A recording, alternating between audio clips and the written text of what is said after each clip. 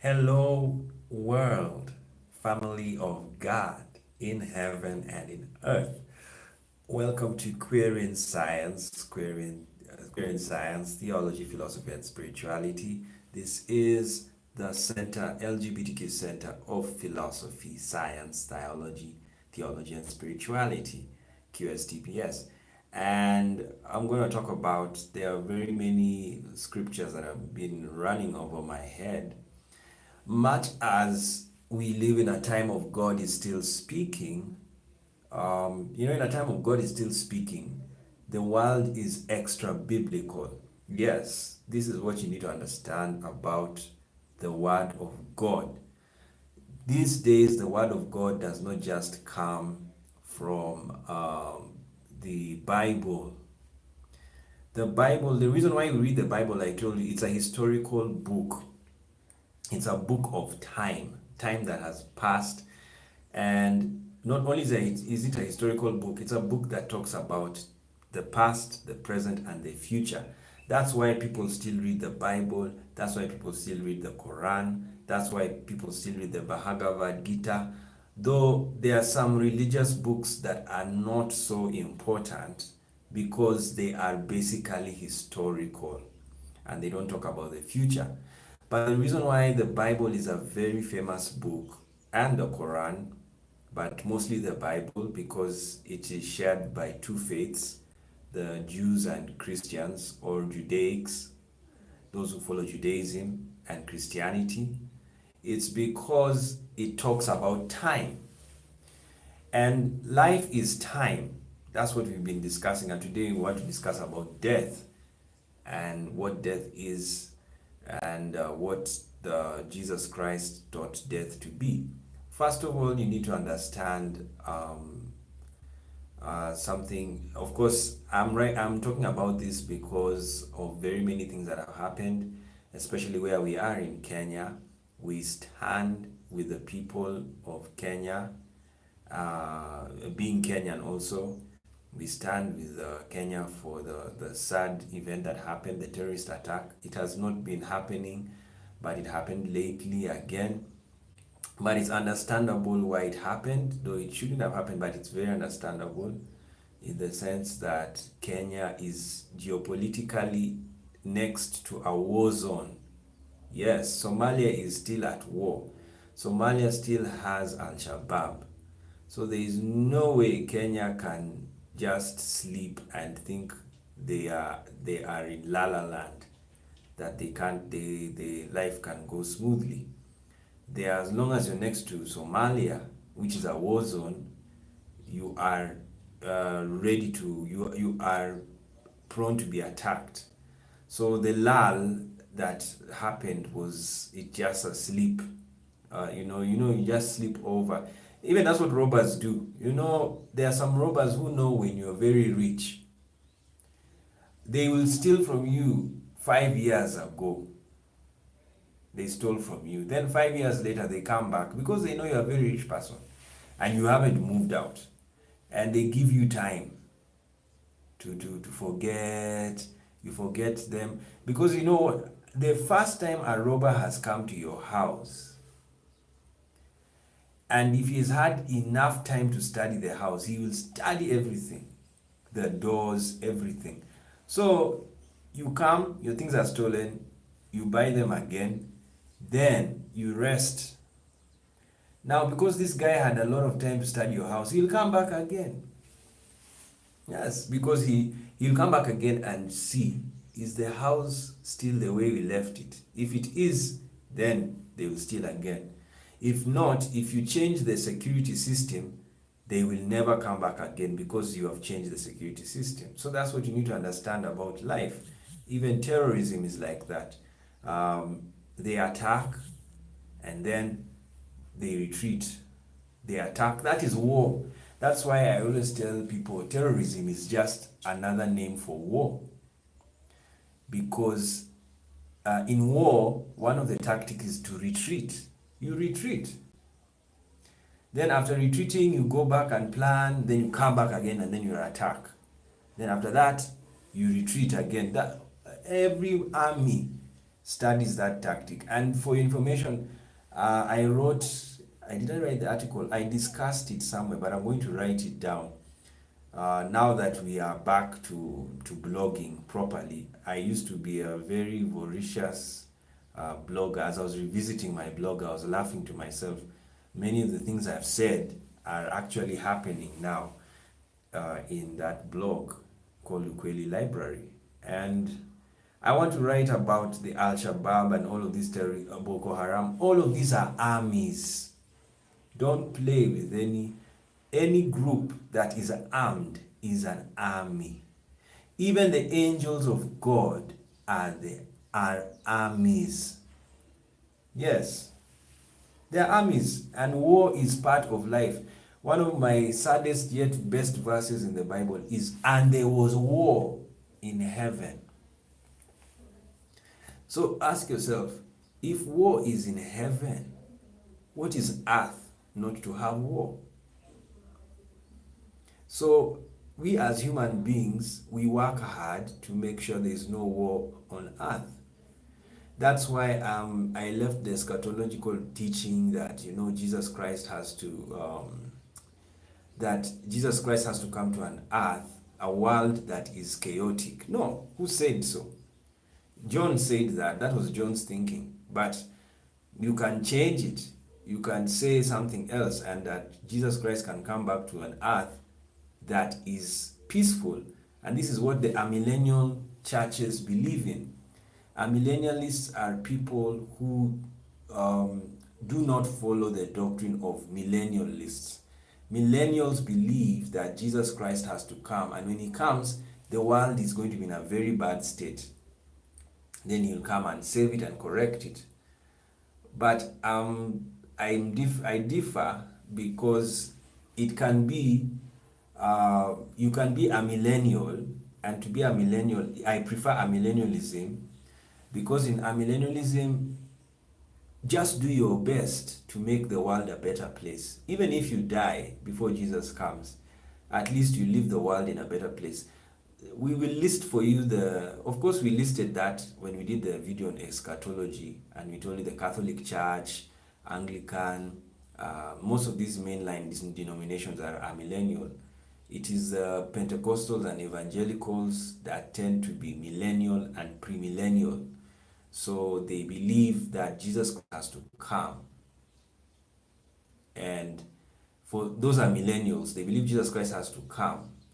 Then premillennials and some millennials believe that there will be a rapture. That's why it's called premillennial. The premillennial means Jesus will appear, then the people will leave the earth, and then those who are left on earth will be punished or go through great tribulation. Then those are the premillennials and some millennials. Then there are others. I used to be post-millennial. I believed, not post-millennial, sorry, I was a millennial, and I've forgotten the term. I was a post-tribulation. I believed that Jesus Christ will come after the tribulation of those days, meaning there'll be no rapture. We will suffer in the world, and then Jesus Christ will come when the beast system has been destroyed by him. So that is called tribulation, post-tribulation. But very few Christians are post-tribulationists. Most of them are pre-tribulation. They believe the rapture has to happen. We have to leave earth. But the problem of that teaching, when you look at the world now, it looks so chaotic. And we are still here, We are still here. Things are not as nice as people would expect life to be. So that's the sad thing about the eschatology. It's that some eschatologies will be crushed. Now, I advise people the best eschatology is to stand on is a millennial, whereby just do good, just do your things, live your life. Let Jesus come when the world is built better. When the United Nations has helped countries to become richer, the poor countries are getting better.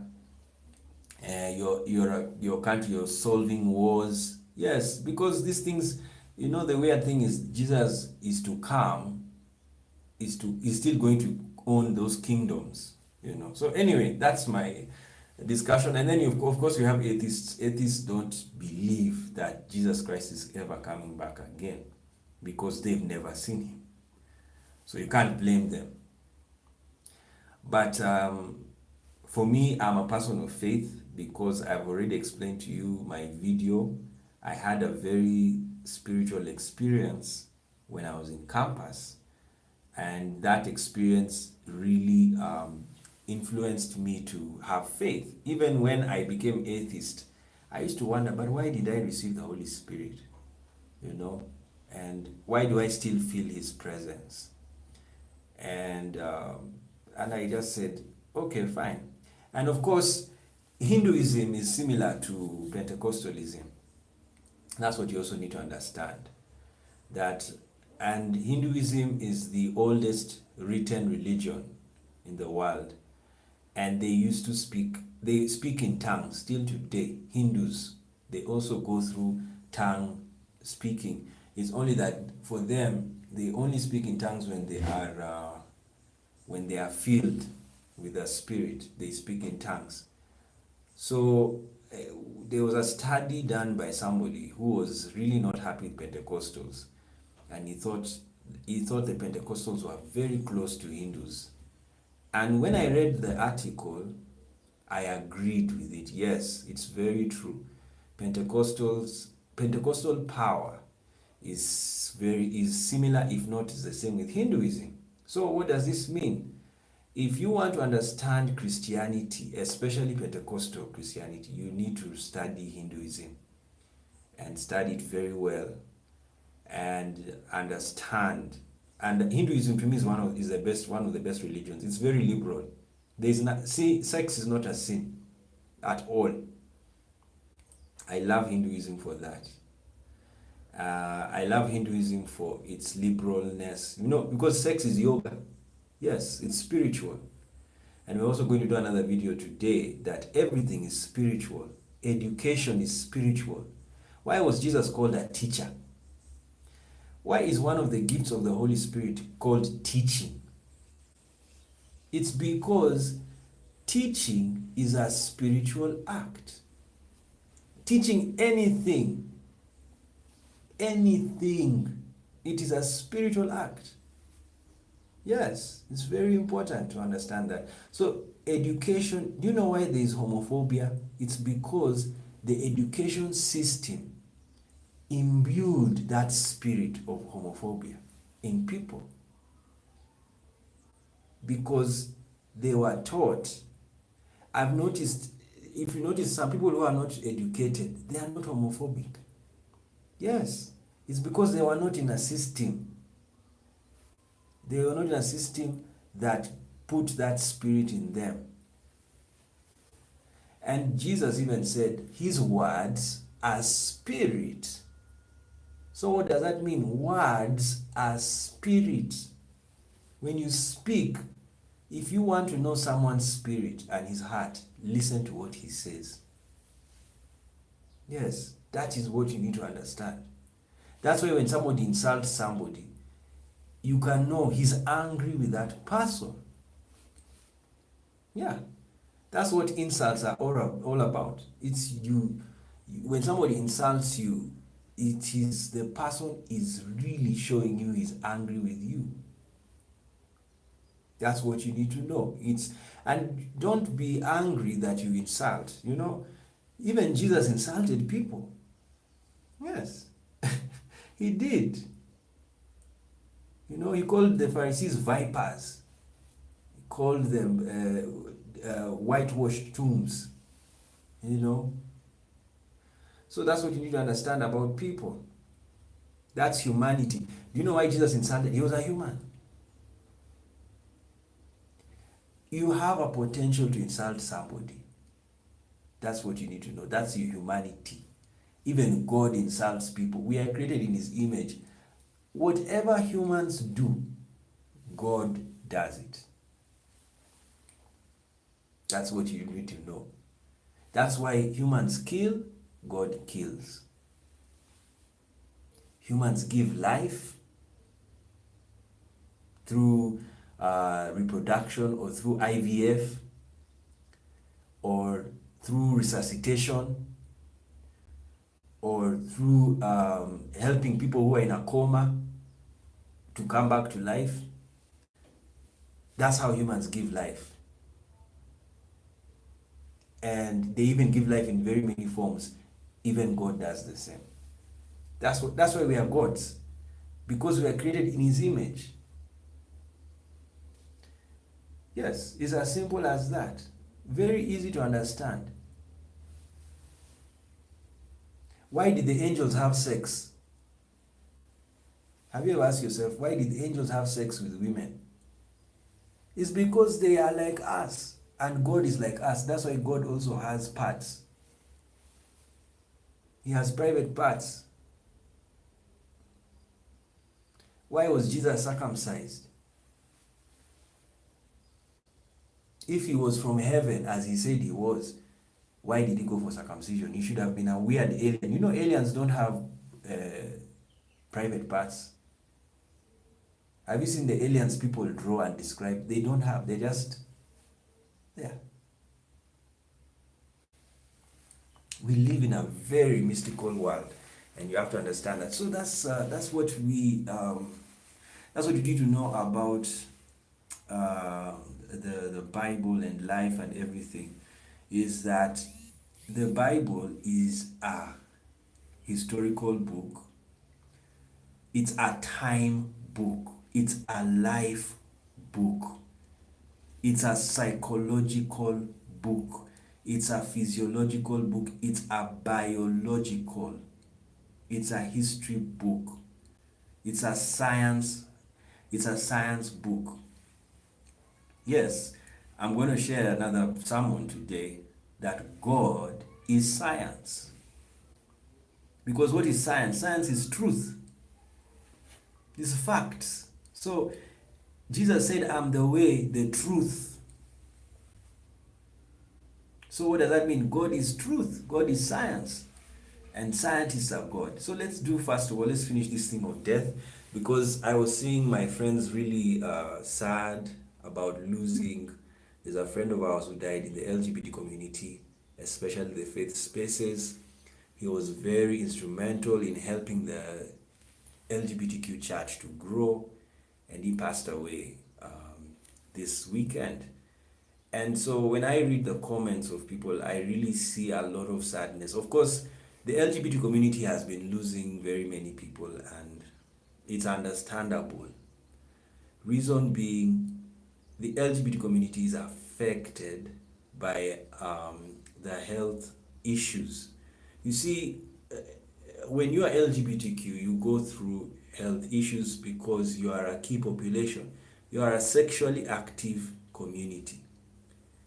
When you're in the LGBT community, you are very sexually active because we love having sex. It's our age. Young people are very sexually active, and homosexuality is okay. It's natural. It's fun. It's just like any sex that is consensual. But the problem is HIV and very many other STIs have affected that community so much that we suffer. Every year we are always burying people and young people. So people really question about life, they question about their sexuality.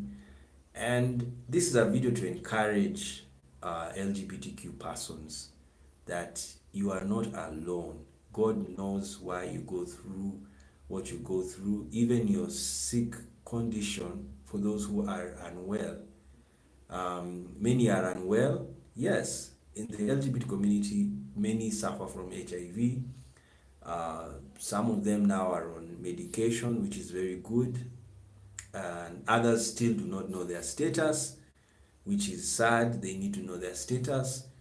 And when you know your status, don't panic and commit suicide. You know, I remember I was there. I attempted suicide. You know, you don't panic. You just take your time accept what has happened, know that it was going to happen anyway, and then now do the best things you can do to keep yourself healthy, taking medication. And right now, taking a medication is very good. As I told you, that's science and that's God. So your medication is very godly. Take it. And now, what has happened in HIV regime, there is what you call undetectable. Because of early testing and early taking of medication, the HIV virus reduces drastically to a point of undetectable. Now, this never happened in the 90s. It is happening now because thanks to science, science gets better and better and better. So the medicines are getting better and better and better. And people are taking care of their health more and more each day. So what is happening? Actually, HIV is on the down. It's dying. It's disappearing because people are taking medication and they are adhering. Now, when they do that, you become undetectable. Then, when the undetectable is going on, those who are negative are taking PrEP. So, when they are taking PrEP, they can now sleep with the positive ones who are undetectable and they will not get HIV. That's why preppers are very important to the society, because that is how you measure the power of PrEP. Because PrEP is the lead to the main vaccine that is going to come out. Because they want to see how strong PrEP can be. Because PrEP will be the basis of the vaccine. That is my preposition or my supposition. It is the precursor to the vaccine, which is the main one. So when the vaccine will come, those who are still negative in the society will be vaccinated. And now whenever they have sex with positive ones, they will not get it at all. Already I told you about the Chinese man, okay, on my other channel, Rex Arthur. The Chinese man who has made children who are HIV resistant. Brilliant work by gene editing. You create genes, stem cell science, that makes genes that are HIV resistant. So when they injected HIV in those children, they didn't get it. Yeah, they didn't, because they have resistance. You know, the reason why HIV came is because our bodies never had resistance to it.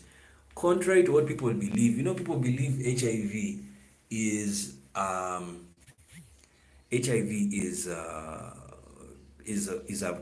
punishment from God. What a lie!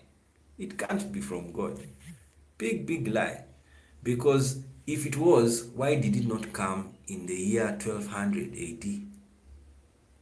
Why did it not come when Paul was writing his letter to the Romans, telling them that he doesn't want homosexuals will be punished? You know, he was a homophobe. Much as he was a good writer, he was a homophobe. Let's be real. Paul is not an angel. He's a human being. He even died. So don't come and give him angel status. He's a human. So humans have that. They can have misjudgment, error of judgment.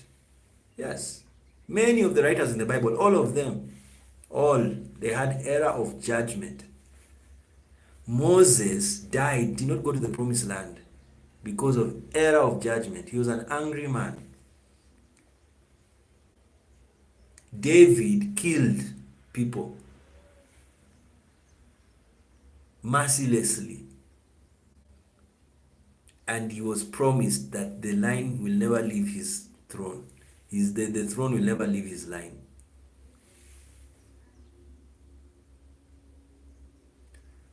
You know, all of these people, Elijah wanted to commit suicide. Jonah wanted to commit suicide. In fact, if you don't know, most Jews, they have suicidal tendencies. Yes, it's in the Bible, even proven. Jonah, Elijah, and Masada, when the Romans invaded Israel, they said we'd rather die. Judas committed suicide. All those are Jews. Yeah. How many transgenders in Israel have committed suicide? Very many. So people need to understand that some people are more suicidal for a reason. Yes, you should study. That's why we are in science. We're not just talking, out of the blue. So anyway, this is what has happened in the HIV regime. So HIV was not a punishment from God. It is a virus that came from chimpanzees that was passed to humans. Yes. A woman had contact with a chimpanzee in 1960. Chimpanzees have had HIV for thousands of years, called SIV. The other virus chimpanzees have had is called herpes. For millions of years they have had it. So it was only confined to the chimpanzees until that day the chimp came into contact with that woman who got SIV. And the woman went to mix with people in Congo and they got, that's how HIV was spread from a chimp to a human. Go and read the very good article in Wikipedia. The beauty of reading these days, they edit them and with footnotes. So in the past, when they talked about HIV, it was not very clear. The old Wikipedia article, I remember very clearly. It was not very clear. They were still, but now they are getting better and better. So today, it's perfectly explained, very clear. Very clear. So SIV became HIV. That's why it was even changed its name. The S became H because it was now human. It left our relatives, the chimpanzees. Then this disease it came about in America. Now in America, the community it killed was the gay community. So, but when it appeared in America, most of the people who were dying were gay. So it was called gay-related immune deficiency, GRID. That's what it was called. Then it changed to AIDS and HIV. Now, if you want to know the power of the LGBTQ movement, it is the fight against HIV. As I told you, gays have existed even before HIV. But what happened is when HIV came, they panicked. They felt there is a ploy by the government to kill gay people. So they started rioting. That's what they call the Stonewall riots. It was to fight the government for refusing to take care of them, because at that time the government was homophobic. So there was feelings like, oh, you're gay, just die. In fact, you're committing a sin. So that disease has come to punish you. You're joking. Today it's better. In the past, oh my goodness, the stigma and discrimination was beyond. It was the saddest. Actually, I really honor the gays of the 80s. Completely honor them. And so, because they went through a lot of homophobia, but they fought their way through. They fought. I love one of the trans ladies, or the transvestite, Sylvia Rivera. Great. She stood there and told people, you know what? We are going to fight this. The government has to take care of us. And she was a very loving, I don't know whether to call her she or he, because she was a transvestite. But I'll call her she because the name she used was Sylvia. So Sylvia, what I liked about her when I was reading about her, she had a heart for the LGBT community. because they were homeless. You know, the days when you had HIV, that meant no house for you. That was how bad it was in America. So Sylvia decided to take upon herself to take care of these gay people. And they used to have their bar. That is why it was called, the bar was called Stonewall. So the police used to come and arrest them, you know, arrest them because of the fact that they were gay, and that time it was illegal. So Sylvia did a very good job, and I love her heart she had for the people, the gay community. And we'll do series about the LGBTQ heroes that need to be remembered forever. Now, and so that's what happened. Then American government started softening. It started softening. Even George Bush, the one who has just passed away, senior, you see, people attacked him because of the history of what happened when gay people were sick. They really attacked him. And some people were like, he's died, so why are we even bothered? This man hated us. But some people said, no, George Bush Sr. changed because before he died, he attended a gay marriage. Yeah, and a gay wedding. Yes. Okay. So we'll do part two of this later on, but that is the story about HIV in the world, and we're going to do part two, where we're still going to talk about death and how we are to deal with it.